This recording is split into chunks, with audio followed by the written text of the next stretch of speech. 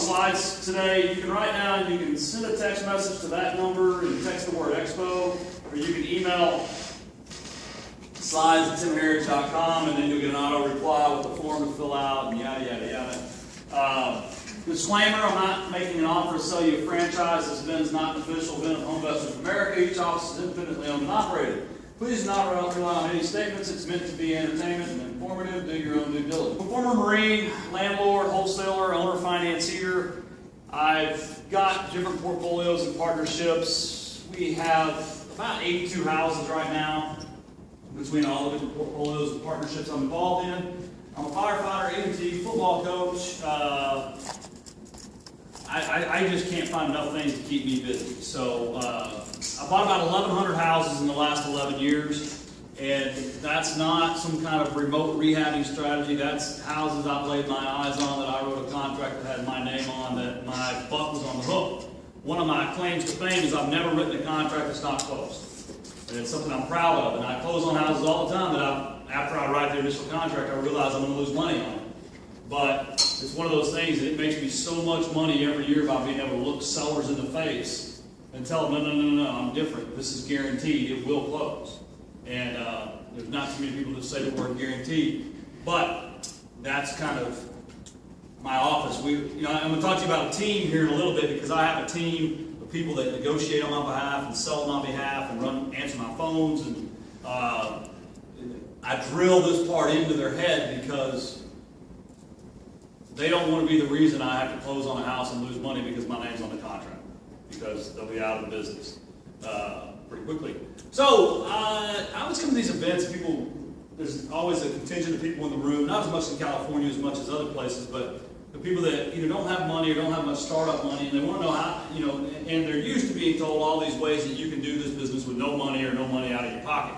So the first year in this business, I worked for a local person like myself. It would be as if you were in this room and you were looking for a way to generate income off of real estate investing, and you went and talked to John Beardall, one of the Homeinvestors franchises in Orange County, in the back of the room, and you said, John, I want to get in this business, I want to run leads, I want to be involved. Well, so this was the first year for me. In the year 2002, my job was to locate, contract, arrange financing with local hard money lenders, manage the rehab, and sell houses on owner finance. Once I finished all of that, I got paid $1,000. I did that. This is 1 year out of the Marine Corps. I thought it was great. I mean, $1,000. I used to only make $1,810 a month for going to combat.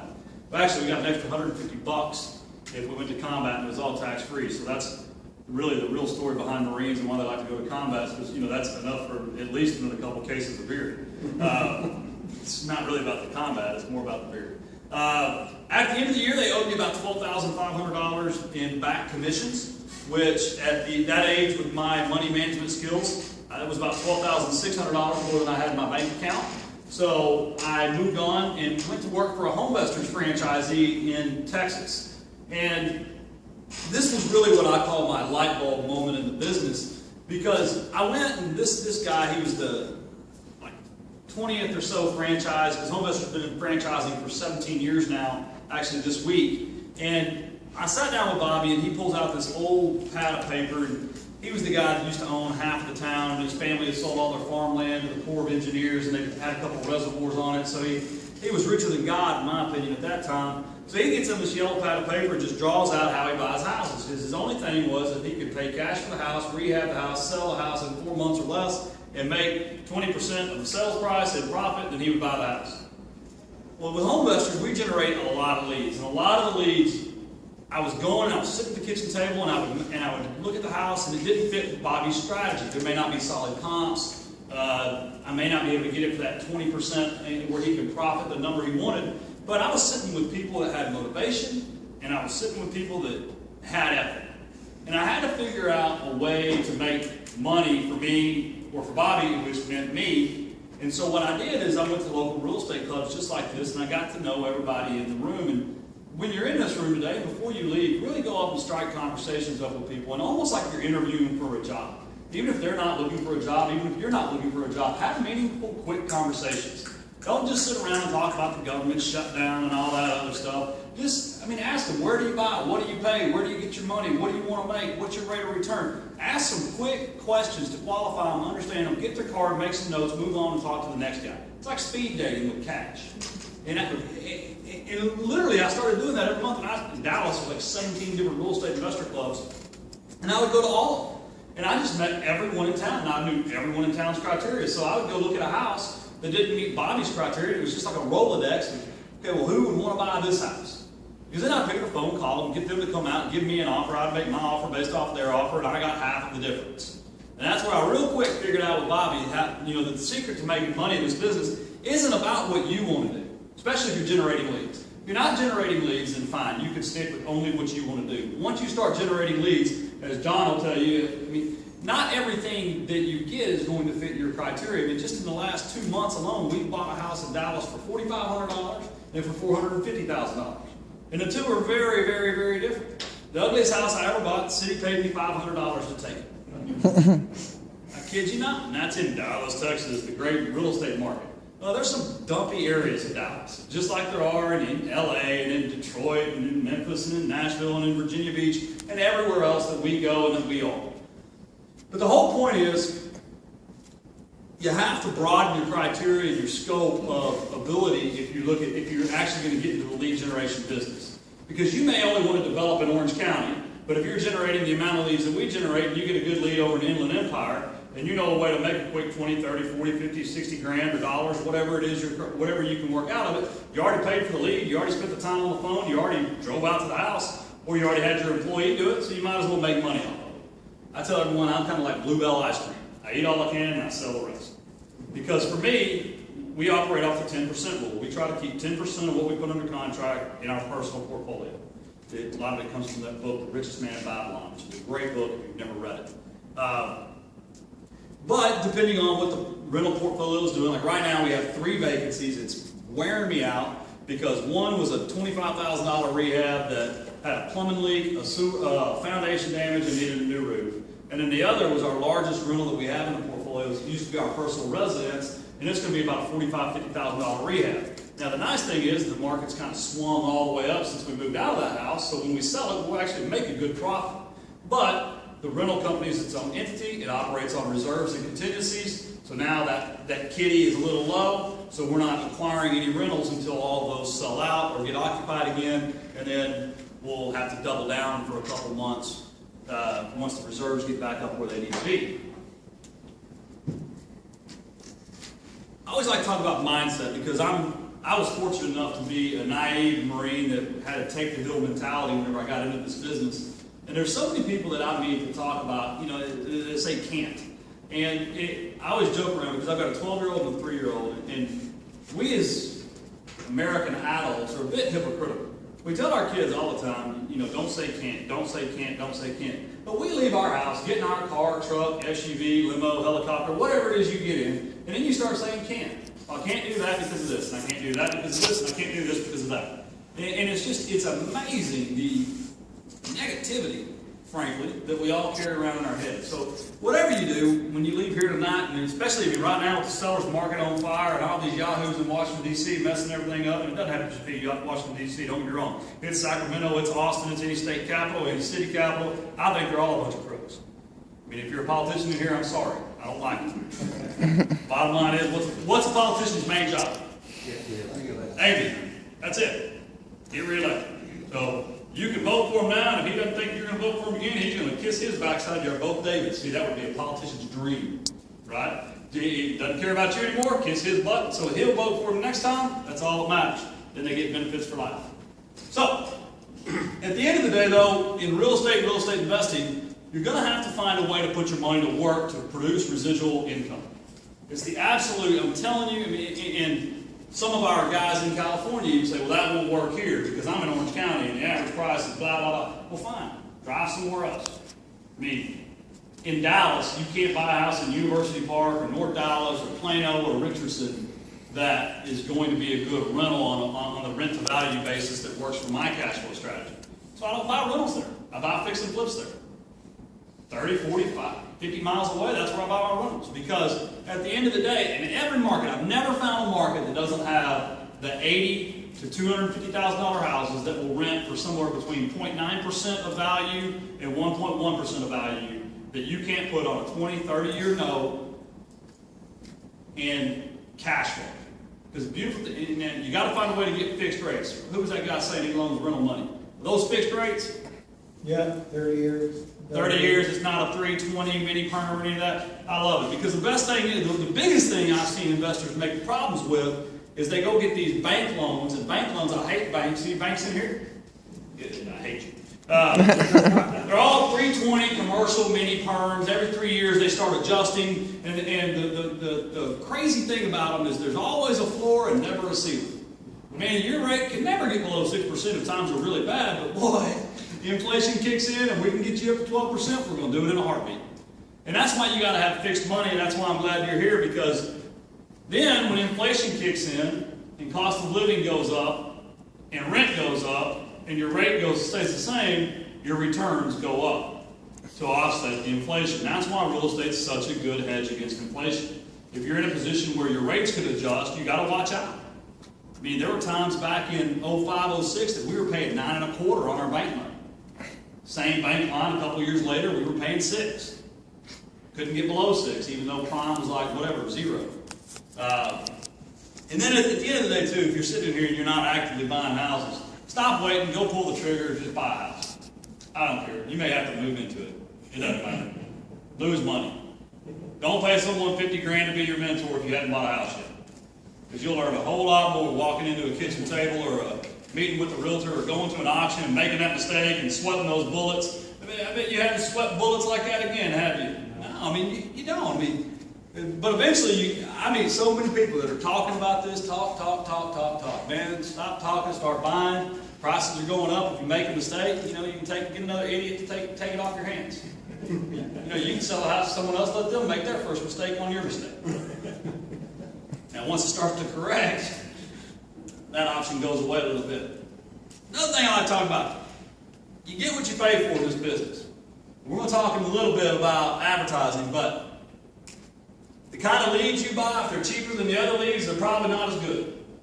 Representation. I meet so many new real estate investors that go cheap on their representation with attorneys, securities brokers, whatever. And I'm telling you, you want a quick round trip back to where you were. Get cheap on your professional services. Because like for me, for instance, I'll talk about my attorneys in a minute, never mind. Renovation. If you're not a professional general contractor, don't go start rehabbing houses. I mean attorneys that get into flipping houses in Dallas, and you call them back on a Saturday, hey, I got another deal for you. Oh, I can't, man, we're trashing out that house you just sold. He said, why? Go have a consult with the guy, bill him at $150 an hour, hire 7-day laborers for an hour, and you don't even have to get dirty. And then your time. You got to realize this, your time is worth money. Even when I travel somewhere like this, I mean, I have to factor in my time. What is my time worth and what is my hopeful return? And I'm very strategic about it. Because for me, if I'm going to spend my time on a break-even or even worse, a losing proposition, then I'm just going to stay home with my kids. Because I always joke around, in 2008, we lost so much money that I could have just got up in the morning every morning, paid someone to come to my house, kick me between the legs, and just get back in bed. And I would have, number one, had a better year mentally, and number two, would have lost less money. Because it's like everything we did in 2008 did not work. And when something started working, a banker would mess it up and call and say, hey, congratulations, that $400,000 line of credit is now due. And you're like, well, I thought we had. No, that's not the way it worked. That's a too long story. And then mentorship coaching. Watch out. For anyone selling this stuff down here, we get more people that paid Dan Merrill, Robert Kiyosaki, and Donald Trump $30,000, $40,000, $50,000 for all this stuff down here that end up buying our little $15,000 franchise. And that right there really makes them just more than happy with what we sell. So personalities, you got to understand your personality. And I'm going to talk to you in a minute about the guy that works for me and how blue he is and some of the stuff I have over here. So red, that's a doer, a type A personality. That's someone like me. I mean, I kind of take action first and figure out the rest later. That makes a great buyer. It does not make a very good business manager. because I'm not really worried about all the problems I'm creating. So I have to make sure that I surround myself with people with this right here. That's green in our color profile. It's a counter, someone like a CPA, an engineer, those type of people. And I was at this conference, Dave Ramsey's speech, and Andy, I can't remember his last name, was speaking there, and he said, yeah, these people, you want to rent them. You don't want them in your daily business. Because, I mean, you have to have accountants and CPAs and people that kind of double check your work. My sales guy, actually, is very high green, numbers oriented. So I go buy a house, and I kind of chunk it across the desk, and that's the best house we bought this year. And he starts looking over the numbers. He'll call me, man, you really screwed up on this one. And it is what it is, but he helps me realize any potential problems quicker so that we can address them and make them more profitable, or at least make them less unprofitable. Yellow people like to talk. They're influenced on relationships, and they're motivated by having influence. I'm actually not much of a yellow person. I know I've been talking nonstop for about 5-10 minutes now, but it's really because I'm trying to get something done. And at the end of the day, that's the whole thing. I'm best when I'm not talking to someone, when I'm really thinking and doing and making something happen. And blue people, I can't stand. And you may be a blue person in this room. Realtors, a lot of realtors are blue. They're always just kind of floating around. The blue person is the guy that can change the wheel every day. As soon as they wake up, they think about how to make that wheel better. We get them all the time. They buy a Homeinvestors franchise. They come to a week worth of training. Then they go off to their market and they start to design their direct mail campaign, and then they don't want to use anything that we've been using and testing for 17 years. They want to take the postcard and download it and change words and send me a copy of it. What do you think about that? I changed we buy houses quickly to we buy houses fast. What do you think, Tim? And I'm like, delete. And I move on because I don't have time for all that. But you got to have people like that in your influence base. It's like Ron Harper. He's my office manager. And he is a green blue, which you won't meet many green blues. But he's a green blue, and that's great because I'm a red yellow. So he balances me. And so I'm going to tell you about this event I'm holding in Anaheim called the REI Expo. And I tell Ryan, you have to get the sponsor guide done. And to me, that's the end of the conversation.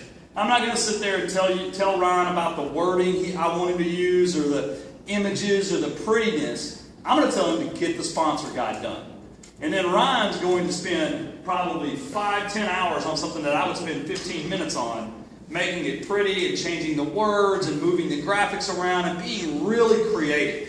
And then he's going to send it to me. And I'm going to take 2 minutes to read through it, and I'm going to say, okay, great. Or if there's 1 or 2 words I want to change, I'll mark through them, I'll handwrite it, and I'll throw it back over on his desk, and I'm done. But you have to have people like that. And you see a lot of successful entrepreneurs that they don't have these people in their organization. And so what happens is they may have a great product, but they don't know how to market it. They don't know how to market it because they're working on that product. They're in that product. So you just have to understand that. If you want, you can go to my website. I think it's like $30 or something. You can buy the code from Ken Chanel. You can click on the resources tab. Ken Chanel is the co-president of Homeinvestors. He has like 7 PhDs. He's one of those uber educated people. I swear he's the most interesting man in the world. But he does not drink Dos Equis. He drinks Corona. But then whatever your team's going to look like, you have to get the right people on the bus. And you have to get them in the right seat. But then the biggest problem I see entrepreneurs make is they don't make bus stops. Because one of my mentors taught me a long time ago, he said, hire slowly and fire quickly.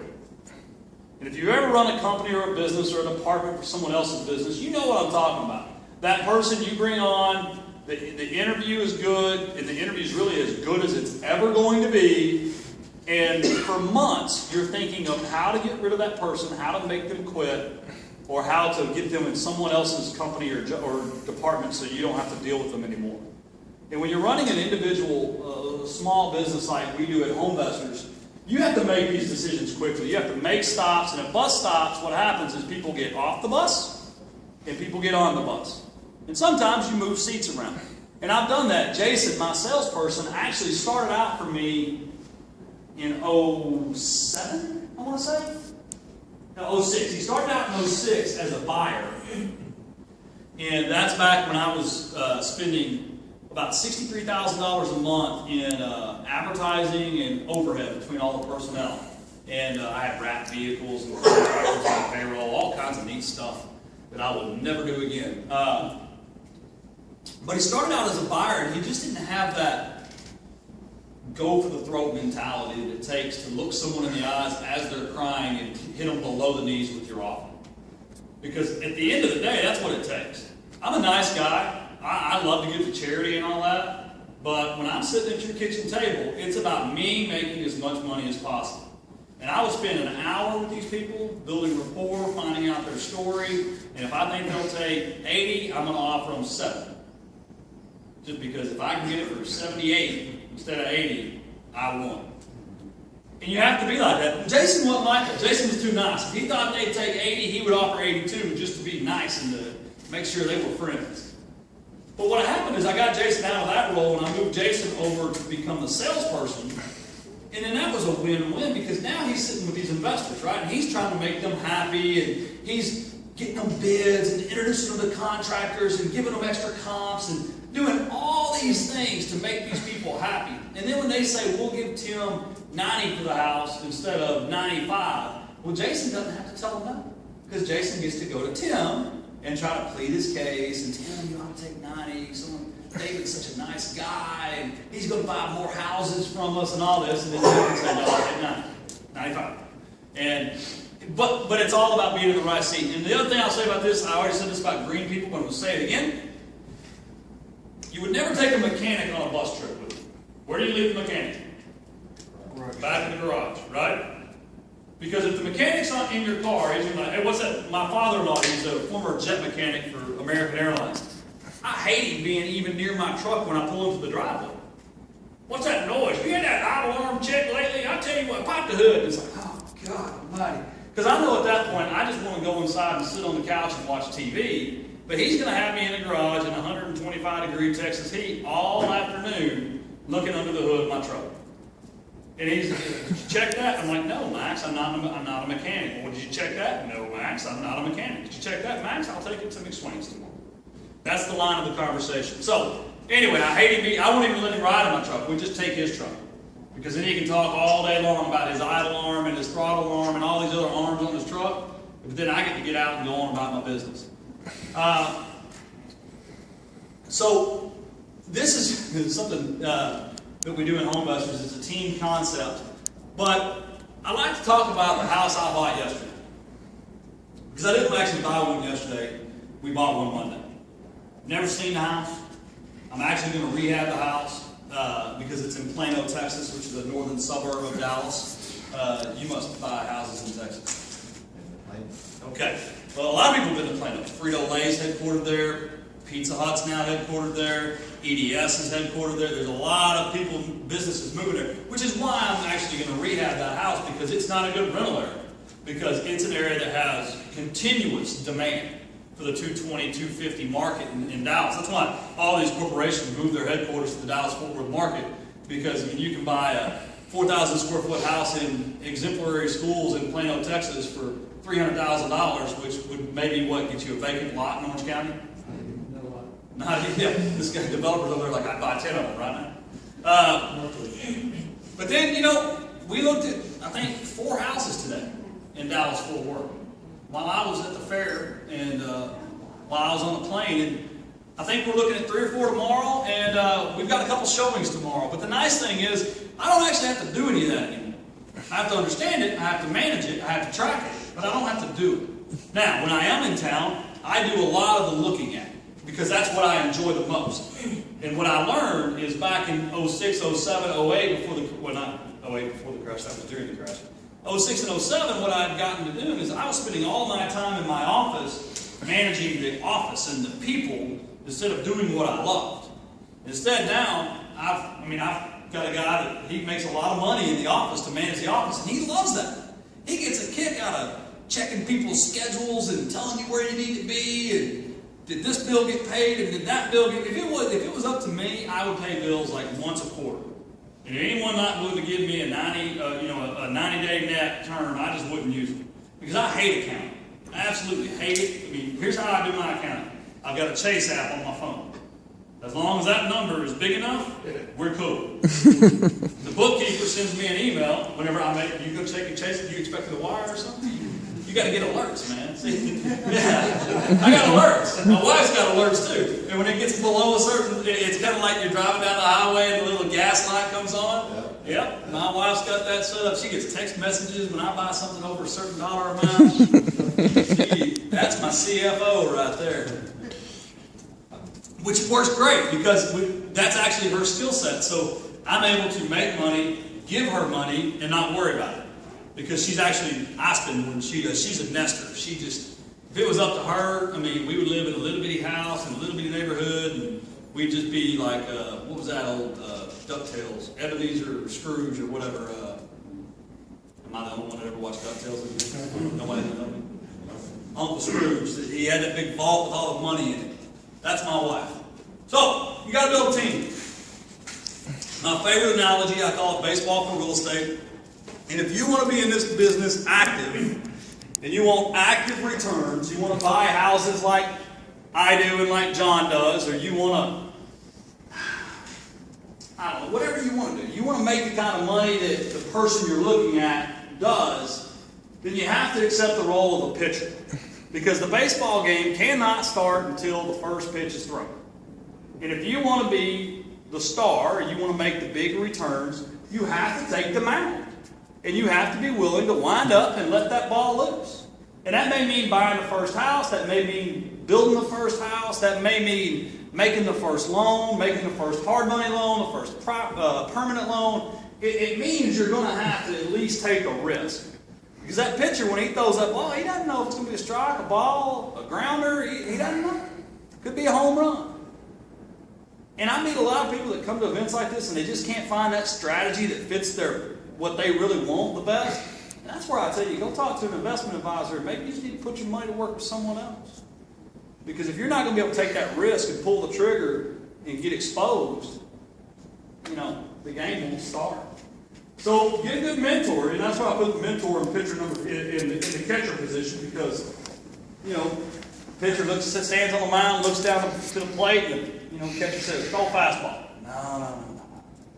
Throw a curveball. No. All right, throw the sinker. No. Timeout. Mentor, catcher walks out to the mound and says, "Hey, we gonna do this or not?" And you have to have someone like that in your business, and I have several of them for the different facets of my business. So when it comes to my events and my event management, I've got one guy I call. You didn't find something on your Chase app that you didn't like, did you? I'll be right back. Well, you pulled that Chase app out and you got up, I was like, uh-oh. His wife may not be a nester, she may be a spender. And then legal counsel. I say legal counsel, you got to have three types of attorneys in this business. A paperwork attorney, a contract attorney, and a litigator. Get a litigator. Get one on speed dial. Everybody's always worried about that frivolous tenant, that pro bono attorney that takes a tenant's case. Best thing I ever did was learn that if a tenant sues me, I sue them back. And I don't sue them back with, an answer. We file a countersuit. Defamation. Something like that. Because what happens, is that pro bono attorney, he or she working pro bono anymore? No. That guy says, you know what, hey, this is going to be a long process. They're already asking for depositions and discovery, and you're going to have to get some money. And then it go away. We had a slip and fall of this condo complex that I was on the board of directors for. Recently sold that condo on auction.com. I started out as $500 bid, and I told the auction, I said, I'll take whatever you get. Just because I was just done with it. Because I ended up being on the board, and there were about 8 or 9 lawsuits and some slip and falls, and so this is where I learned this, we finally hired this awesome law firm out of Fort Worth. They're litigators. They're not real estate attorneys, they're not multifamily attorneys, they are litigators. And You sue me, I sue you back. And I sue you back with all the weight of Henley and Henley PC behind me. And we don't, I mean, you sue me for having boots, I'm going to sue you for having shoes and a gray shirt. I'm not just going to hit you back with one thing, I'm going to hit you with everything that they can possibly sue you for that's not going to be called abusive litigation. Because what happens is we're going to see if you're really serious or if you're just trying to get a quick check out of me. Because if it's going to cost me $2,500 to make you go away, I'd rather give it to them so you don't get it. That's the way I see it. You got to have that person because you can't score in baseball unless they get to first base. So keep them off the first base. Counting CPA, that's second base because you can't score unless you go past second base. And this business is about making large sums of money and keeping as much of it as possible. I actually don't mind paying taxes. They can raise the tax rate all they want. I'm going to create another entity and take more depreciation and just, as long as they don't take depreciation away. If they did that, that would be bad. But they're never going to do that because where does Congress hold their wealth? Real estate. So I'm safe holding my wealth in real estate. Conflict of interest. Pete Sessions told us back when the crash was first happening and there were all the problems with Countrywide. Well, we had this private breakfast with Pete. He was a congressman out of Texas. And he privately told us, and I tell everyone now, it's not really private, that so much of Congress owned stock in Countrywide, that's why Bank of America was able to buy it. Because so much of Congress had an interest in it, they're like, oh, hang on, let's find a way to protect this. They're all a bunch of crooks, as we discussed earlier.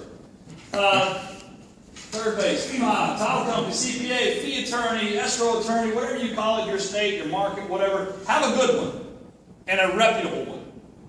Because if you've ever been like me and wired a large sum of cash to a title company and ended up not owning the house because someone committed fraud, it's not a fun experience.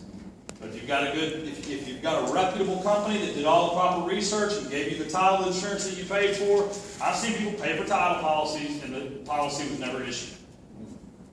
Seen it happen. Fly-by-night little fee offices pop up here and pop up there. Use a good, reputable closing attorney or closing agency. It's just one of those things. It's not worth skimping on. Lender, you can never have enough money. Period. I don't care if you've got $20 million in the back seat of your car.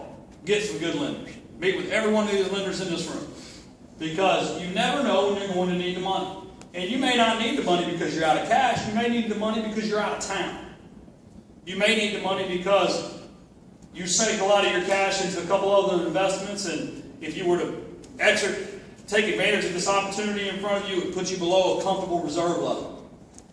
And you want to have lenders that act fast. Because the best deals in this business are when someone new screws something up, and then there's a time crunch. So you got to get someone like TJ who can jump in, bam, close.